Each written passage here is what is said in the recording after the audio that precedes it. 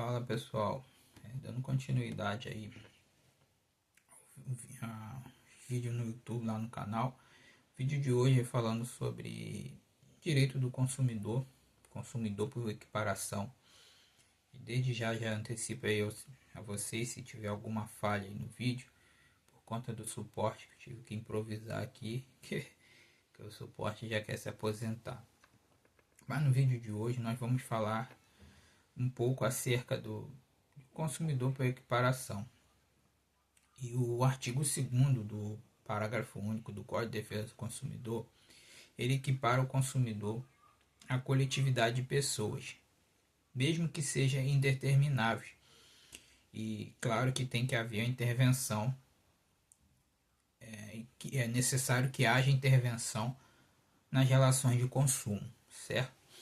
E indo um pouco mais além, o artigo 17 do mesmo código ele equipara o consumidor todas as vítimas do evento. O evento é aquilo que aconteceu. Um exemplo, nós fomos ao mercado e de uma certa forma comprei algo que está fora da validade. Logo que você comprou,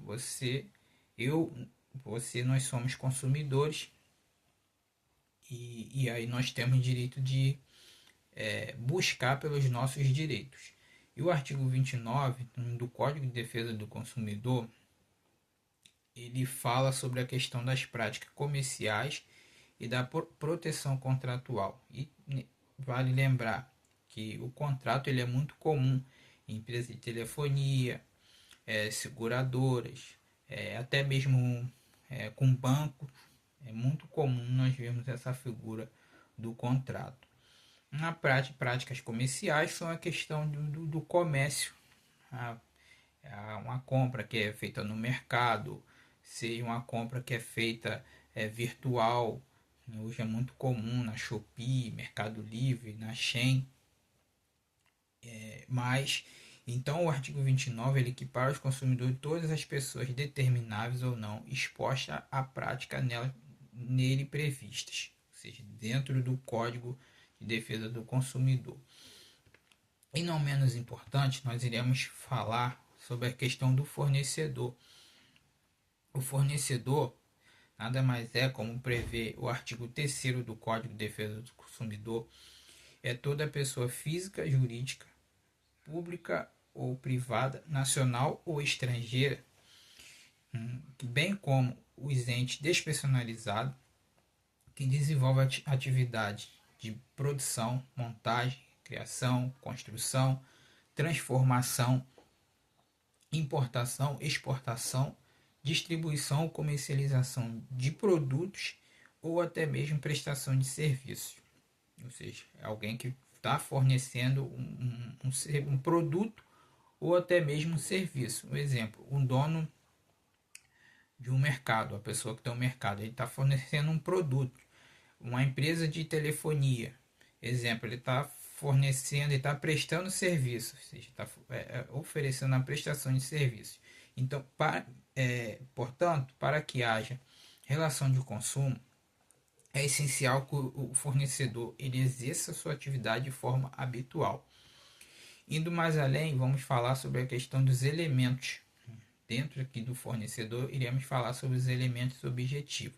E o elemento objetivo do fornecedor, ou seja, do fornecimento, é o produto. Que o produto ele pode ser qualquer bem móvel ou imóvel, material ou imaterial. Isso está previsto lá no artigo 3º, parágrafo 1º do Código de Defesa do Consumidor. E dentro também desse elemento objetivo, nós temos os serviços. Elemento objetivo, claro, do fornecedor, nós temos o serviço, que é qualquer atividade fornecida no mercado de consumo mediante remuneração. Inclusive, nós podemos falar, atividade essa de natureza bancária, financeira, de crédito, securitário e as outras também inclui-se as decorrentes de relação de caráter trabalhista, conforme precitua, melhor dizendo, o artigo 3º, também o artigo 3º, parágrafo 2º do Código de Defesa do Consumidor. E aí, para o vídeo não ficar muito longo, nós iremos falar sobre a questão da aplicação do Código de Defesa do Consumidor e não aplicação. Claro que o direito tem regras, mas também tem exceções. E aí, a aplicação do CDC, principalmente nós vemos, né, nessa questão das instituições financeiras. Tem até uma súmula do número 297 do Superior Tribunal de Justiça, agora eu não me recordo o teor da súmula, mas depois em outro momento eu posso trazer para vocês. E a não aplicação do Código de Defesa do Consumidor é a relação entre advogado e cliente, ou seja, prevalece, não existe uma relação, ou seja, na instituições financeiras, um contrato de uma prestação de serviço de um banco com o cliente, existe a relação com a aplicação do Código de Defesa do Consumidor. Já entre uma relação entre advogados e cliente, prevalece que não se aplica o Código de Defesa do Consumidor, uma vez que a relação é regida pelo Estatuto da OAB, nesse caso entre o Estatuto da Ordem do Advogado do Brasil e até mesmo o Código de Ética e Disciplina. Quando ocorre a aplicação do Código de Defesa do Consumidor, um exemplo no contrato de plano de saúde, salvo os administrados por entidades de autogestão, que agora eu também não me recordo, tem uma súmula número 608 do Superior Tribunal de Justiça. E também, falando sobre a não aplicação do Código de Defesa do Consumidor, não existe relação entre condomínio e condômino.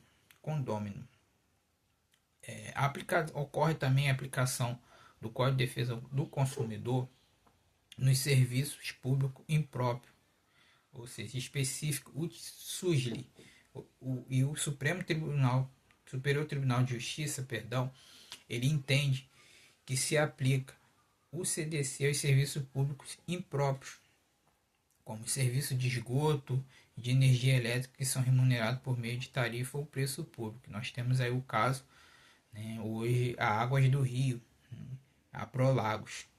Até um pouco mais adiante, em outro momento, nós iremos falar, não sei se dentro de direito do consumidor ou de direito tributário, sobre a questão da cobrança por estimativa. E tem-se uma relação, tem-se a aplicação do CDC quando está relacionado, seja, a Prolagos a cliente versus cliente. E não ocorre a aplicação do Código de Defesa do Consumidor, mas isso há bastante discussão sobre a questão da locação de imóveis urbanos, mas a jurisprudência tem batido bastante sobre isso e a jurisprudência entende que não incide o Código de Defesa do Consumidor e sim a lei do inquilinato. Mas isso tem várias correntes, é como eu falei, o direito tem as regras e tem as exceções. E sobre a questão da aplicação do Código de Defesa do Consumidor, aplica-se também às entidades abertas de previdência complementar, que também está prevista na súmula,